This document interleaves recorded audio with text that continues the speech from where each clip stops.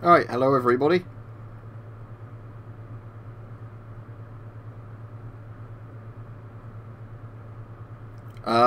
It's been like this for a while. The aspect ratio, I don't think it's actually wrong. I think it's just simply that obviously it's not the best webcam in the world because it's 720p and I think it probably tries to output as 1080p.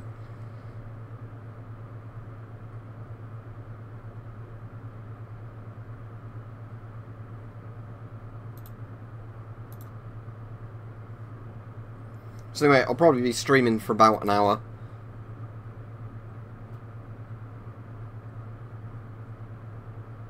If you want me to say Lloyd, there you go. I've said Lloyd.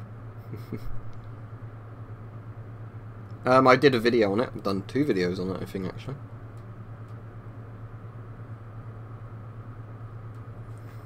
So anyway, I've got, yeah, hello to everybody from other countries as well. So hello to Chile and Mexico.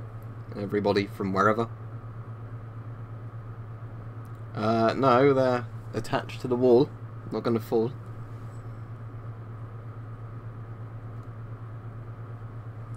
So anyway, yeah, I've got some coffee because I think this stream I might need it. I don't really particularly know why. It's just, I guess, because I was working at the weekend and now sort of... I got up earlier than I normally did today, which I was quite pleased with, but then it means I'm more naturally tired in the evening, which is actually quite good because I'd rather be more tired in the evening than not be able to sleep till the early hours of the morning. But, yeah, I ought to have some coffee, so I'm going to drink some coffee.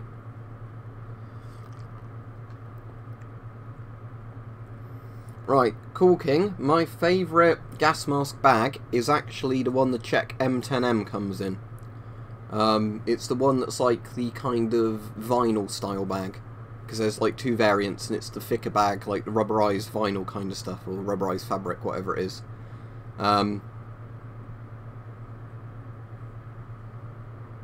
So that's my favourite one, just simply because it's a good capacity bag, quite high quality, it's waterproof because of the material on it. There's other bags that are very good, but that's just my favourite bag just because I think it's a good design.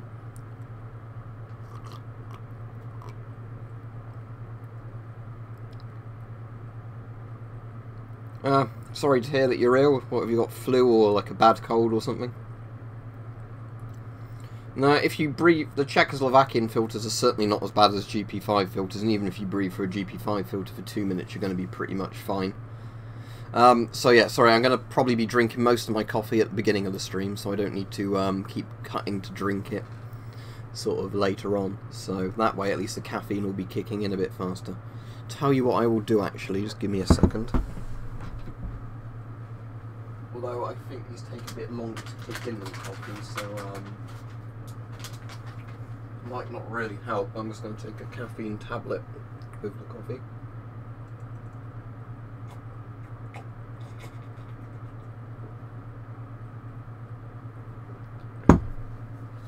Right, there we go. So if that kicks in while I'm still on stream, it will just keep me a bit more awake. Oh, sorry to hear you broke your leg. Is it in a cast or whatever, or... Well, my favourite gas mask's the Avon CT12, but I don't think it's necessarily the best gas mask. It's just the one I like the best. So, what I've got, hopefully it will be delivered tomorrow, and I think it will really improve the quality of some of the videos, is I'm getting one of those, I'll look up the proper name of what it actually is, because I ordered it, but I'm trying to actually think what the real name is for them. Because they've got, like, you know, a technical name, but it's a light type thing that you use for cameras. Softbox light, that's it. I'm not going to bother buying a set of them, I'm just getting one softbox light, but the reason is, obviously with the ceiling lights when I'm filming a video, if I don't have one softbox light, you know, roughly, I guess at a 45 angle to my face or something like that, or whatever I'm doing, it should just light the videos a lot more professionally. And I was having a look around for a while, and I think getting a proper softbox light would be a better option than, you know, like going for one of like the weird sort of LED things that are meant to clip onto cameras. That you know, like an LED flash kind of thing. See you if you're off. If you've got a bad cough, although obviously it won't cure the cough, dextrometamorphin, or however it's pronounced, cough medicine works quite well, like roboticin, or however it's pronounced, dry, or Benylin dry. Those are pretty good just because the stuff they use in them actually is very good at quickly stopping the body's ability to cough.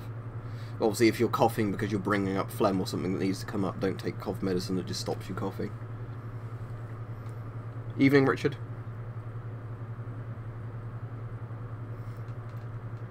A couple of weeks ago I had flu or whatever it was. I got it about a week after Christmas. No, I think it was actually, yeah, a week after Christmas, because it was sort of a few days into the new year. And then that lasted for a week or two, you know, where there were some days where I felt worse than others, and even when I was recovering there'd be days where I'd feel very lethargic. Thankfully that's gone now, but yeah, I know a lot of people have been ill recently with stuff.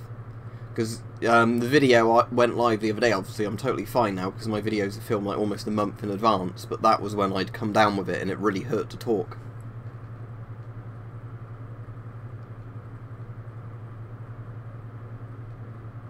I've done a video on displaying gas masks. Ideally some non-reactive form of head thing you could put them on. Like not a foam head supposedly, but I guess maybe a glass head. But I found polystyrene heads don't really affect gas masks at all, but again, a lot of people say different things that I don't necessarily think is, you know, true. As long as it's not a very rare old mask, putting on a polystyrene head's not going to do any harm.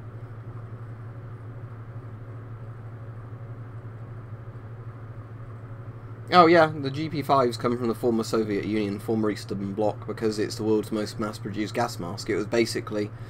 although the purpose of it was to actually, you know, provide a mask to every civilian in the USSR in the event of nuclear or biological, you know, NBC warfare kind of thing.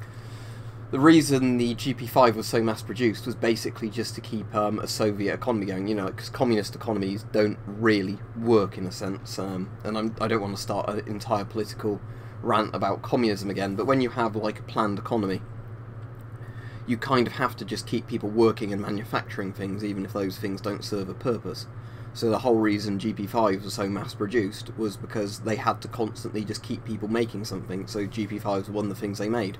And as far as it goes, you know, it's a practical thing to make because it might have some use. Obviously it didn't, because Soviet Union collapsed and the Cold War never kicked off, but, you know, in terms of making pointless kind of consumer industries, I suppose making gas masks isn't a bad one. Yeah, I've seen the SHM12. It's the one that looks like it's got a PMK's voice diaphragm, doesn't it, on what's otherwise like a GP5 or SHM, or SHM, however it's pronounced, sort of mask. But I've never seen one for sale, I've just seen a Russian site where they were on there. In World War II, Britain provided civilians with respirators, and if you worked in civil defence, you had the civilian duty respirator, which was a better one, which is generally known as the warden's gas mask. In the Cold War, like the 50s, they started making civilian masks called the C7. I have two C7 masks, they're very rare. Because what they did is they decided after a couple of years of making them, they weren't going to make C7 masks anymore because it was too, you know, cost ineffective, and they obviously knew in the event of thermonuclear war everybody was going to die anyway. So they stopped production of them, and they recalled most of the ones that were made for destruction or recycling. So the only surviving ones are ones where people didn't send them back for money, or, you know, people later found them. So, yeah, I've got two C7 masks. If you spot a C7 for a low price online, definitely buy one. But yeah, Britain hasn't made civilian masks since then. In theory, they have some masks stockpiled in case they need to give masks to civilians during an emergency, but I don't know how likely that is to really happen. But in theory, that's how, you know, they're meant to have masks that they can hand out if something goes wrong.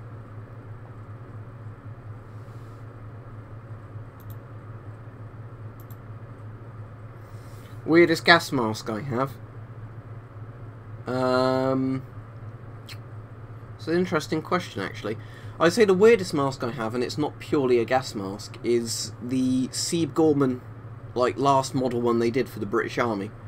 And it takes 40mm filters, but it's not actually configured to work with 40mm filters. It's meant to work with an airline, because it's basically a fireman's respirator that was made in 40mm, despite the fact it serves no purpose being in 40mm, but the MOD requested that. So it was a mask they never used, they all got surplus quite recently, and it's a mask that basically can't work for its function. I got it working with a positive air pressure pump, it'll work if you do that, but, you know.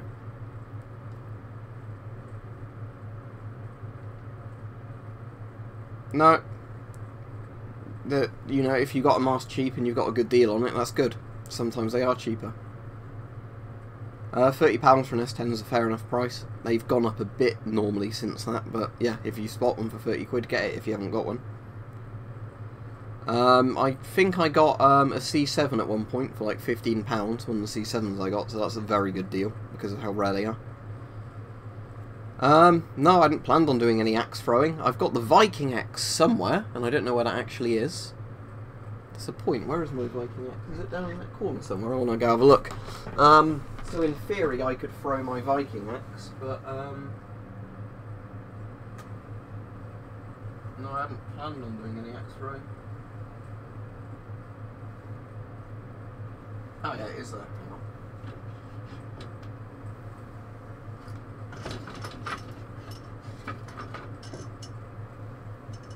There we go. It's got a bit of rattle because obviously the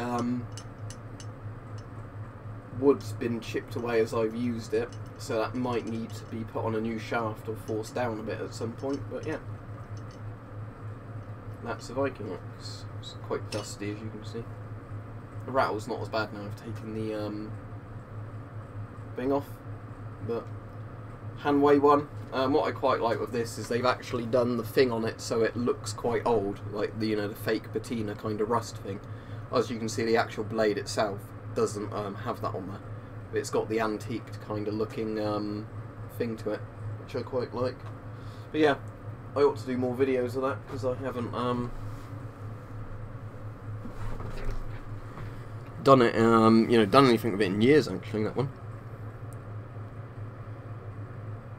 Alright, cool. Yeah, I saw you put a video up, Richard, of something to do with a slingshot, but I hadn't had a chance to look at it yet. It just literally unscrews unless you've got an FM12 that's set to be one-sided only, then you can't remove it, just like with the S10. Yeah, well, if you believe the people who don't like me, the reason S10s are that much money is because I said S10s are good and now I've ruined the market for them. But I think it's generally just because the supply of a surplus item is drying up, weirdly. Yeah, I've got, I had got an S10 for something like £10, which was a 2009 one, I think. So yeah, you can get them at good prices now and again.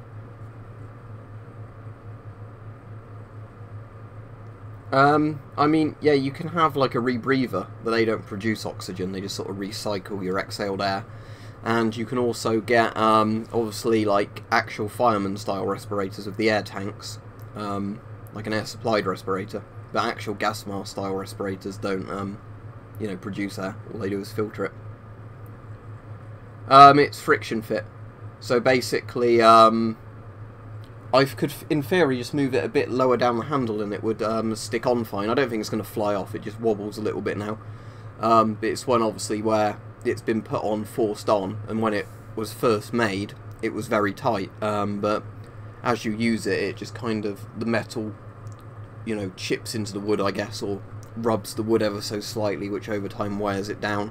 So then it gets a bit of movement. But if I forced it a bit further down the handle, it would be, you know, tight as anything again.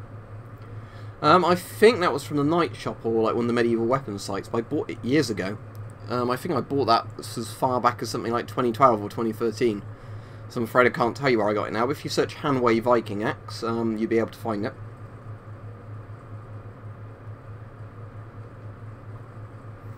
Because I'm in the UK, I won't say much about self-defense. I'm sure you can see from the background.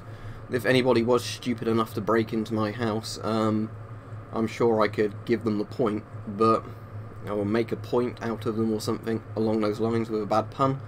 But because in the UK you can be arrested for saying the wrong things, I won't say any more about that.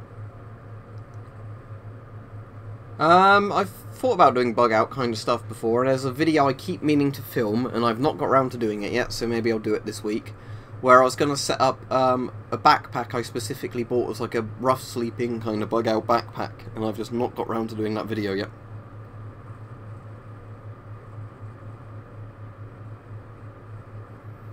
I've got an SM67, it's quite good. It's very primitive, but it's very well made for what it is. The 73 or whatever it's called looks like the better version of it, but, you know, both masks are fine. Yep, had too much to think. That's the thought police, alright. But yeah, I did get some very good video suggestions from people who watched that video I did the other day. So what I'm definitely going to do a lot more videos on, because a load of people have requested this in one form or another, is like, what would I do in a certain scenario, or if I was in a certain movie, what would I do, kind of thing. Because lots of people like the one I did on 28 Days Later. So the one I'm probably going to film tomorrow is what would I do if I was in I Am Legend or the Omega Man. When I say I Am Legend, I mean the book, not the Will Smith film. If you've seen the Vincent Price version, The Last Man on Earth, that's the closest one to the book, but I'll dedicate half the video to the sort of book or the Vincent Price version, and the last bit for the Charlton Heston one, because it would be a lot easier to survive in the Charlton Heston one, because the they're like just mutants, not sort of undead, so they can be killed with a single bullet, and they're dying on their own anyway from like the disease. Yep, thanks Richard. Yep. If you all want to like or dislike the stream, feel free.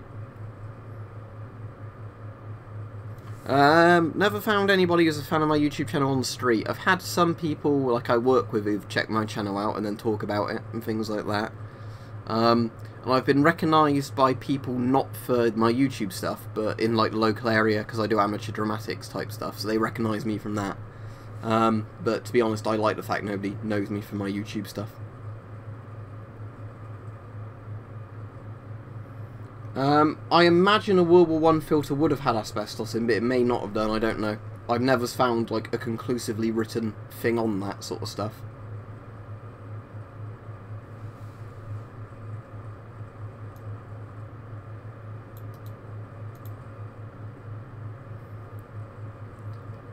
Isn't that the World War II Russian Master BNT5? I'm just searching it up now. It's the one that kind of has a lot of similarities with the Shum sort of design.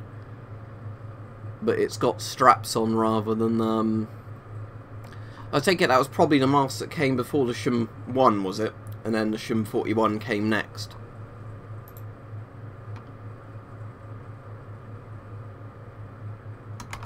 Anyway, I'll get back to, reading things.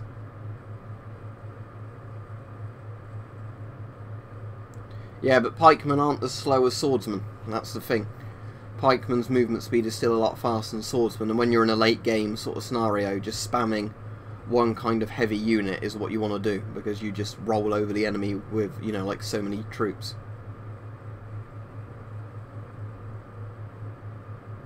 Yeah, 55 I guess for an S10 that's still packaged is probably quite good. As said, for the prices S10s are starting to go for now, I'd always recommend an FM12 over it, because the FM12 is a slightly better mask anyway.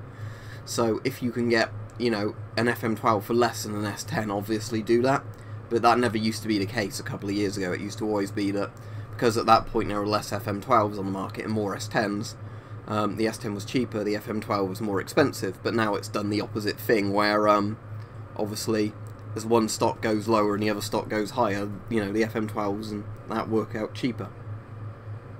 I did a sword collection video, so watch that one, but I think 4 or 5, without looking it up.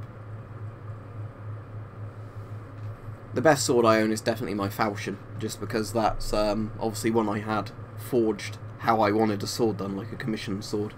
But all my other ones are like factory-made swords. Well, not technically factory-made, but you know what I mean, mass-produced by a company that hires loads and loads of blacksmiths to like make a particular design.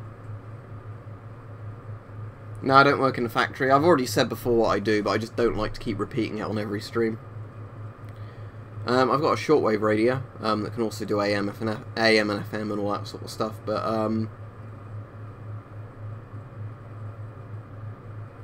yeah, the thing is, macemen are really fast, they're just very vulnerable to archers.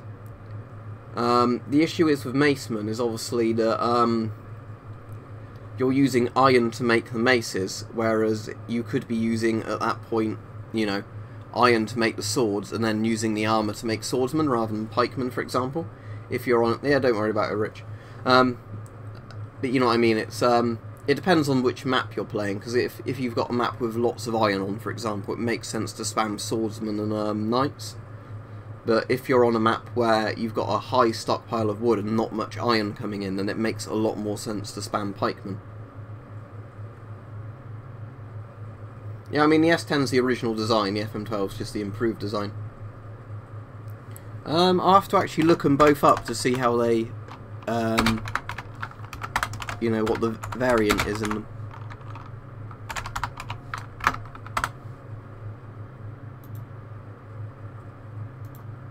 Right, let's have a look.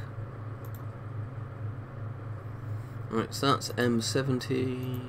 Assuming that when I look them up, it's the right ones coming up for each one.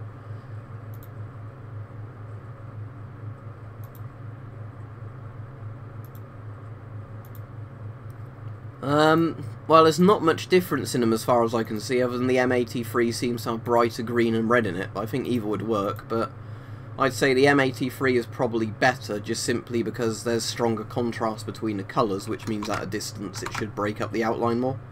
But again, it's personal preference, and sometimes it's just that one's been washed more times or been exposed to more UV light, so it looks more faded.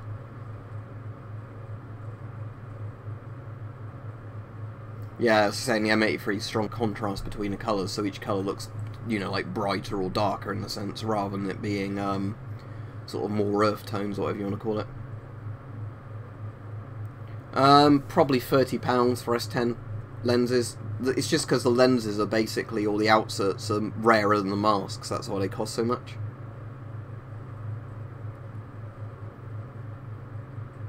I did a video on why the thing is, I actually quite like that katana, but in the grand scheme of swords, I don't think they're brilliant swords. You know, well, I think it's more that there's just such a weird fanboy mysticism around katanas, that they've got this reputation of being, you know, this amazing sword, where in reality I think they're kind of a very basic short saber. No, ballistic knives are illegal in the UK and I don't have any. I'll look up Mitchell pattern. Is that the light leaf pattern they had in Vietnam? Yeah, it is, isn't it? It's the one that came before ERDL or whatever it was called. Yeah, I quite like that, but I don't know how effective it would be. I think if you could get that in like high contrast colours, it might be quite an effective camo. But the only problem I think with like actual camos that look too much like real things is sometimes I think that makes them stand out a bit more. And like I've just found a picture of somebody wearing Mitchell camo, like sat in a field, and the problem is on that picture it's not a high enough contrast pattern, so it looks just like they're wearing any kind of two-tone blob camo. But in theory I like it, it's just, you know, how effective I think it would be, I don't know.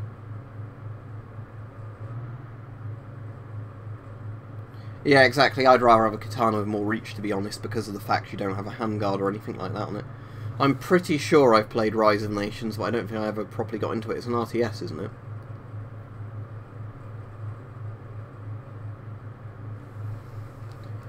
Recently I've been playing the Resident Evil 2 remake and also the Resident Evil 1 remake, you know, like the GameCube one, because I don't have a GameCube, but that was actually released on Steam, which I only realised recently, so I bought that, and I've been playing through that.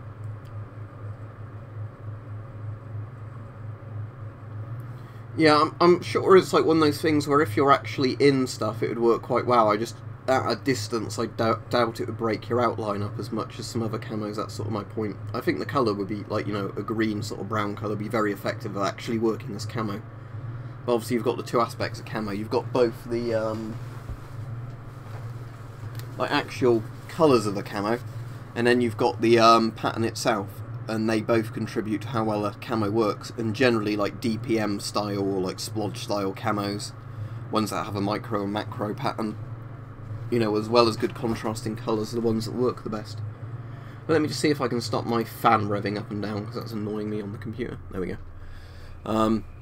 I had it on one of those fan profiles where as the CPU gets hotter, the fan revs up, as it cools down it goes down, and then sometimes it gets to you know, a place just between temperatures where it constantly revs up and down. It gets really irritating. So yeah, I've flicked that back down to, you know, going at a lower speed. Well, it's like I said, I find military history very interesting. I just find the more morbid bits of human history quite interesting, you know, where people kill each other. Not because I fantasize about murdering people or anything bizarre like that. I just find, you know, the more darker side of history a bit more interesting than, like, a lot more of the other, like, socio-history, or whatever you'd call it.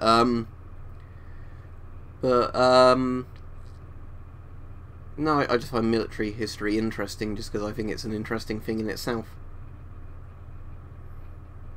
Yeah, like, with any camo, though, you could put, like, twigs through it and branches and stuff like that. It doesn't matter what the pattern is. It's like a Jerry Springer thing, isn't it, Jeremy? I'll never watch it. I have no interest in that kind of entertainment. And I'll say entertainment very loosely with that. I think it's basically, well, it depends. Definitely in the original Resident Evil 2, the Umbrella, or they are either Umbrella or meant to be like US Special Forces, weren't they, that shot Birkin and did all that stuff. They definitely had S10s on in the original Resident Evil 2. But I think the newer versions of Hunk have had what looks like an S10 on it, but with some kind of like different kind of exhale valve, or like some sort of voice amplifier on the exhale valve. A bit like a voice projection unit, but yeah. So the closest thing to Hunk's mask is an S10, but it's like a modified one. I find medieval history quite interesting, and the Cold War. I'd say the most out of like most historical conflicts. And I know they're totally different. It's just I find, you know, whatever reason, them more interesting. I got that from D&B Militaria, but bear in mind this was back a few years ago before the deactivation laws changed again, like they did in this country. So yeah, I got them back, you know, when you could still get stuff like that without paying even more for them, having more stuff welded shut on them.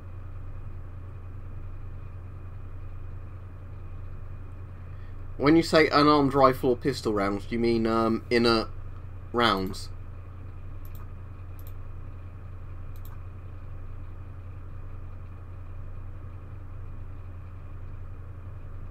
You haven't missed too much, T55. I've got some inert rounds, but I don't particularly collect them. I've mostly got them in the calibers for rifles I've got, so I can actually, you know, load them into some magazines and things. No, I don't think I've played that mod. Right, let's see if there's anything particularly stupid or interesting on the news today.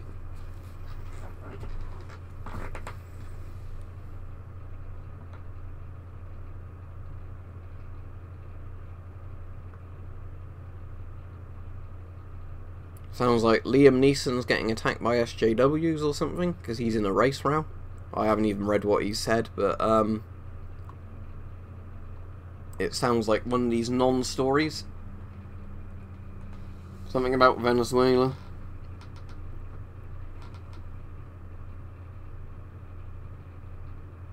Yeah, there's no real news on there anyway.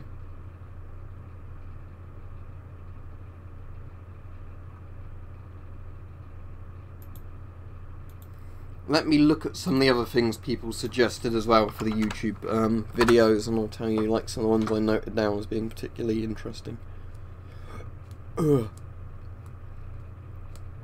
Sorry, I was just a little bit tired again today, but that's mostly because I got up quite early.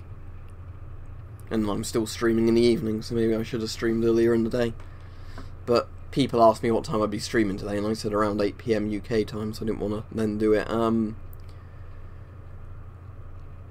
Other things people asked me is, could I do, like, if a different scenario happened, like gear stuff relating to that, or prepping stuff related to that, like what would I do? So yeah, I was going to do videos on that. And somebody suggested, so I'll credit their name when I do the video, like NATO versus packed equipment. I don't know if it's necessarily like specialised on small arms or gas masks or whatever, but I can go in a bit into all of that sort of stuff. Funnily enough, I didn't even see... Oh, I think that's because you suggested it, wasn't it? Feeling good yesterday. For the most part, NATO camo. There are some very good Soviet camos, and I like East German Strictan, but definitely the best infrared camo I've ever seen is the Czechoslovakian one.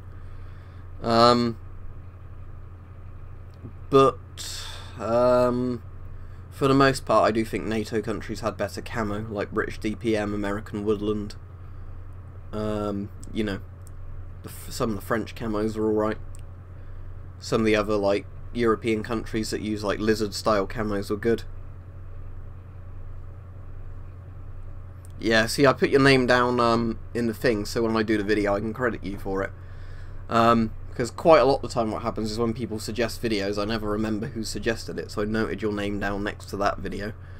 And, yeah, sometimes as well, it's also because some people will suggest slightly different video ideas, and then I don't go off a particular person's idea, I just sort of do a general thing which a few people sort of ask for. You can sometimes get VM30 gas masks cheap and sometimes not. Depends if you see one for sale for a low price. I like tornadoes and things like that. The Vulcan I really like, but obviously that's quite old. It's not in service anymore. I think there's one decent Polish Cold War camo, which is like the Strictarn style one, the Raindrop one. Modern Polish one's alright, but that's just basically a woodland camo, really. Well, the United States easily has the best modern military in terms of just force projection.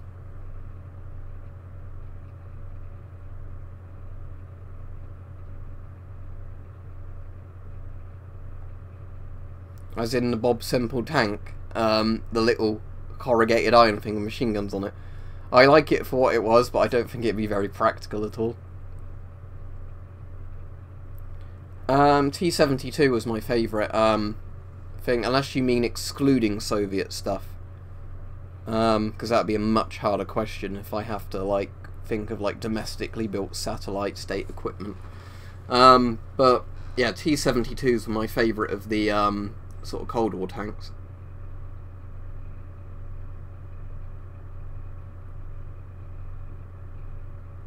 Yeah, Rhodesian brushstroke is a really nice camo.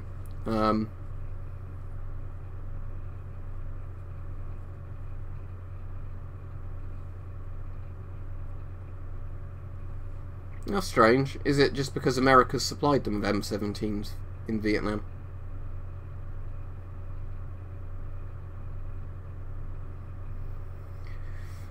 It's hard because I think in general the United States probably had the best equipment during World War II. I'd say at the end of the war the Soviet Union had the best equipment in terms of, you know, what they developed their equipment into, like the PPS-43 submachine gun and things like that. Obviously Nazi Germany had lots of good technology mixed with some bad technology, but the problem with for Germany was obviously the very poor logistics for all their equipment. But yeah, I'd say probably overall I'd give it to America just because I think they had just generally lots of quite well manufactured equipment. You know, where lots of other nations had some real stinkers and some good stuff.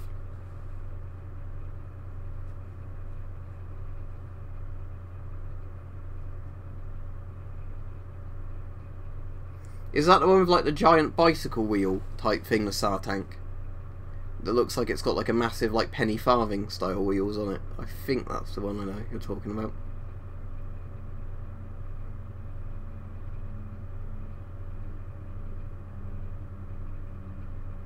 Yeah, Germany had some very good camo in World War II, that's for sure. But I think it was actually the Italians, wasn't it, in World War II, were like the first nation to actually start fielding camo in decent numbers. Sounds a bit political, doesn't it? Just a flesh wound.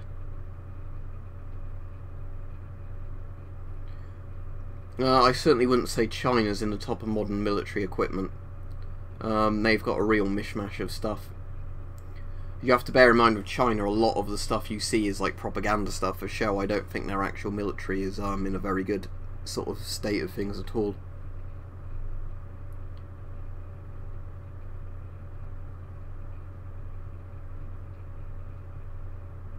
I'll have to look the T95 up because I don't actually know which one it is off the top of my head.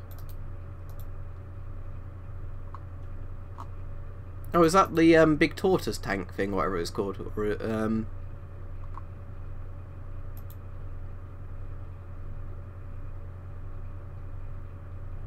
They're like the T28, T95. Yeah, that's quite a cool thing. It's sort of just, you know, like having a really heavily armoured Stug or sort of, what's it, Jagdpanzer kind of thing, isn't it?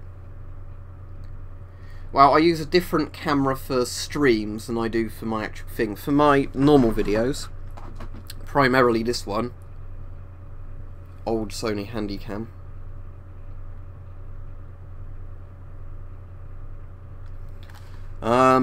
For streams, it's a Microsoft 720p webcam. It's got a microphone on that, but it's a pretty crap microphone, so I use a Blue Snowball as my actual recording microphone for streams. As I said, I've got a new light coming tomorrow, hopefully, earlier in the stream. And I've got another camcorder, but it's very light sensitive, but it can film infrared. And I've also got the Night Fox, which is the night vision camera I've got, but again, that doesn't get used in many videos, so the Sony one's the main one anyway.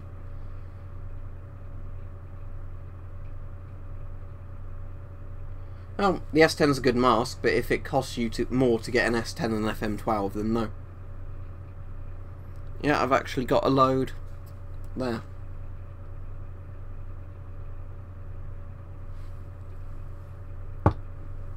Still works. Still perfectly legal.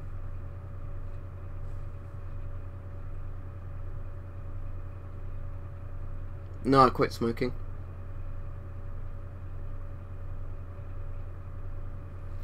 I'm not super into trains. I know a few people who really are into trains. I've just never found them really interesting. I did like, when I was younger, Thomas the Tank Engine, you know, the one Ringo Starr voiced, the proper, what was it, Thomas and Friends one, with like the Hornby kind of train set things. But I've seen some very cool old military trains that have had all like the different carriages with the different kinds of like flak guns on them and everything like that. But I think the problem with trains is, although they make a lot of sense in terms of not using much fuel and everything, obviously they can only go on their track, and if the track gets damaged, they're not, you know, very versatile. As well, obviously the British rail industry is awful, so you can't rely on trains in this country either, so there's always that. Now, if you think you've inhaled asbestos, go to the doctor or the hospital, get a lung x-ray taken, and then they can confirm with you if you've inhaled it or not. Yeah, I take CBD for mostly ulcerative colitis kind of stuff, because it works well for that. I'm on prescription medication for it, but the CBD has a lot less side effects, so I take the prescription medication every day as well as the CBD, and it seems to help more than just taking prescription medication alone. But I don't take the CBD daily, mostly because I forget to, and it's quite expensive still. I know they're technically, as of November last year, meant to be able to let you get CBD on prescription, but I don't know if they even did that. I've not heard anything since, so my favourite World War II gun is probably maybe the Bren gun, or maybe the M1 carbine, or M2 carbine. I say Bren gun though, but I don't have a Bren gun. Is that the one where they did all the anthrax testing without me looking it up? Shackleton, because it sounds like the one that they contaminated for years and years.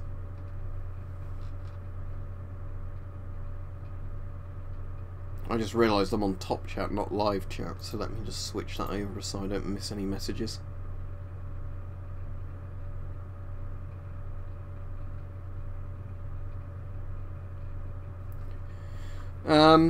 Do you mean what, like make a GP5 style mask that everybody can make cheaply? Well, I don't see why not, but I think NATO still needs to decide what filter's going to be their new standard if they're moving away from 40mm, because at the moment now lots of NATO countries aren't using 40mm, which defeats the purpose of it.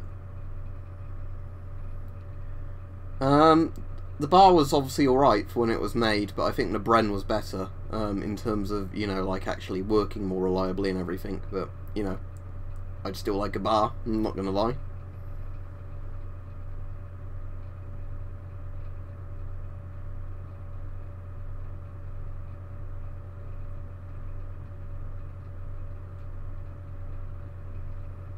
Problem of the MG42 is just its really high rate of fire.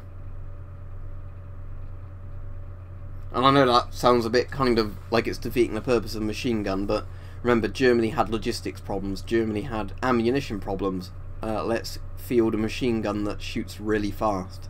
Not the best combination. Well, I suppose they did kill a lot of meat, sort of animals, didn't they?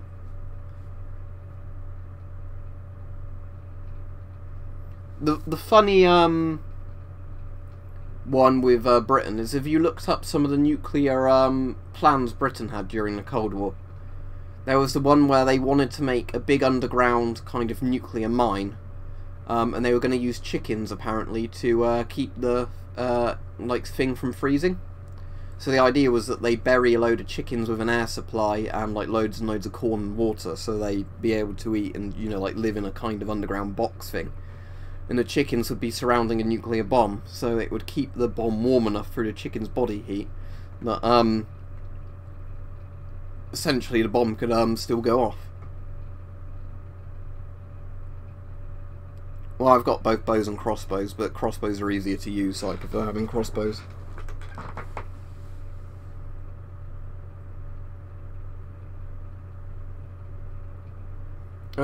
There's a few factors. It depends on what kind of gas system, cycles of firearm, the weight of the bolt, everything like that. Because I know of MG42s, they had a couple of different bolts that could be fitted to them, and like the heavier the bolt was, the slower the rate of fire. So in theory, I guess an MG42 with a heavy bolt would be better because it's a more controllable rate of fire, or at least it doesn't, you know, chew up your ammo so fast. It's still a very high, useful rate of fire. Yeah, I've been to Bovington Tank Museum. I think they just call it a tank museum now, but I went there, I think 2011, so that was like before I even did this YouTube channel, but that was very good. I'd like to go back, but Weymouth's a bit of the way out the way for me to just drive there, so, you know, I'd have to be on holiday nearby to actually go again.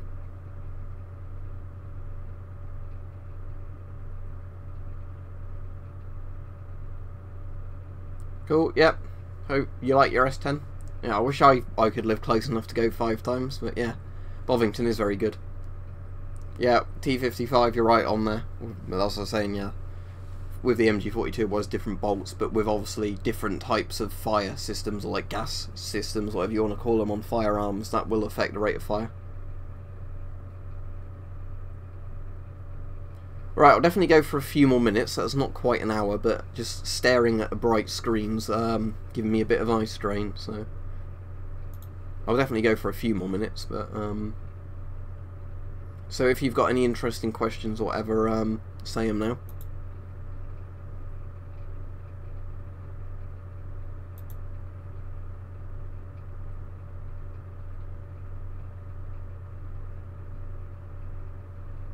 Well, in theory, yeah, because if you look at, well, not the Atlantic, but if you look at, say, for example, the Bikini Atoll tests, when America did lots and lots and lots of their nuclear tests during the Cold War, you know, the ones around the Marshall Islands, when I'm pretty sure the island they set Castle Bravo off was literally, you know, wiped out, because the Castle Bravo crater's over a mile wide. So yeah, if you set off hydrogen bombs or whatever in the sea or on like little islands, yeah, it will create tsunamis and sink islands.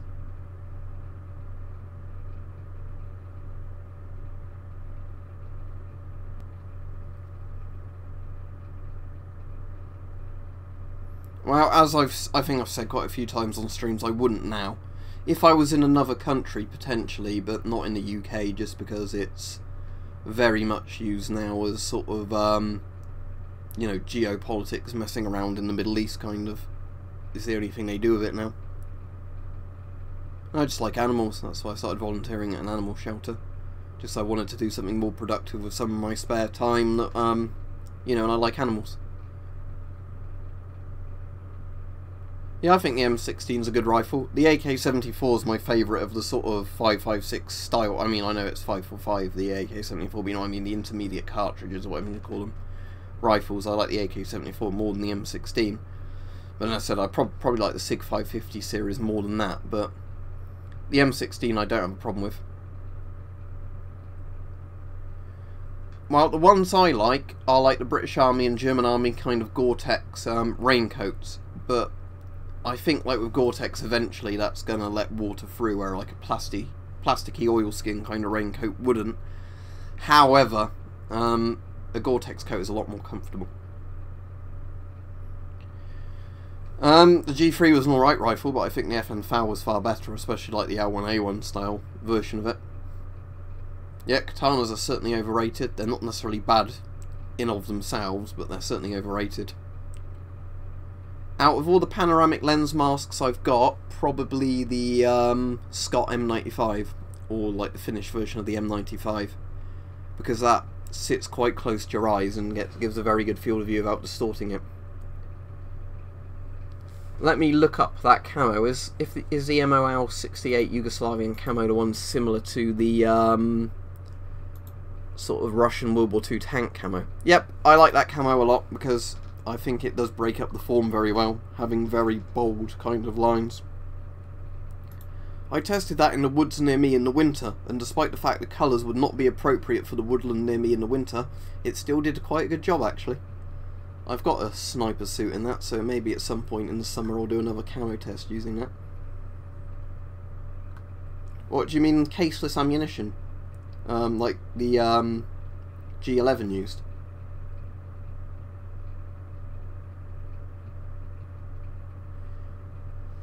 The deserts in, what was it, certainly turned to glass. Like the Arizona ones, wherever it was, where they did the Nevada test sites. There's still glass, you know, where they tested Trinity and a lot of the atomic tests there. I don't know if it would be true underneath the ocean, but I know there was like 1 million tons of salt water that was irradiated and sent up in the air when they did Bikini Baker. Or Crossroads Baker, whichever it was called, the massive one where they sunk all the ships. Which is one of the most impressive nuclear test films if you've ever seen that one. There's a very good sequence from Trinity and Beyond where they do the Bikini Baker shot, and you can actually see the aircraft carrier flipping over from the massive amount of water being thrown up. FM12, as I already said, is better than the S10. Well, Call of Duty does not represent guns correctly, but it's sort of an arcadey, semi-realistic shooter, so, you know. They made rebreathers because they were good for what rebreathers did. In terms of actual combat boots, not really. I like the old German army ones, but I haven't seen them in a while, like on the surplus market. Dunlop make quite good cheap boots if you just want some like semi sort of military style boots. I've got some fort boots at the moment I use for work, which are good.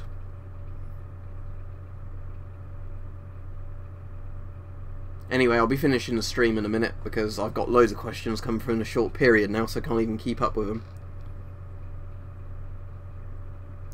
When you say IWM, do you mean Imperial War Museum? I've been to the Imperial War Museum, but I've never done research for them or research stuff with the help of them or whatever, if that's what you're asking.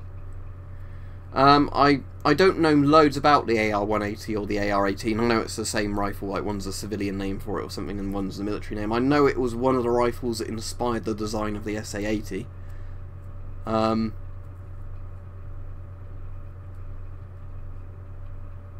Yeah, I had some regatta walking, or regatta, how it's pronounced, walking boots. Although I had another brand since the regatta ones, and they're actually better, and I can't remember what the brand is, but you know, like the bottom of them is better in terms of not, you know, slipping and sliding everywhere. The problem I have with the regatta ones is, although they were very good walking boots, if you were on concrete and it was wet, they would slip and slide everywhere. So that was a problem with them. Anyway, thanks for all the questions. Sorry I couldn't quite make it to an hour, but as you can probably see from my eyes, staring at the bright screen's making me a bit tired. Yeah, thanks for the questions. I'll be doing a stream on Thursday in the evening, probably around 7 or 8 PM UK time again.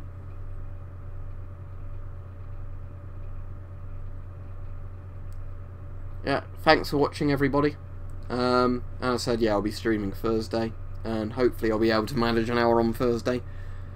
Depends how tired I am, really, and how bright the screen looks in comparison to everything else. But yeah, thanks for watching.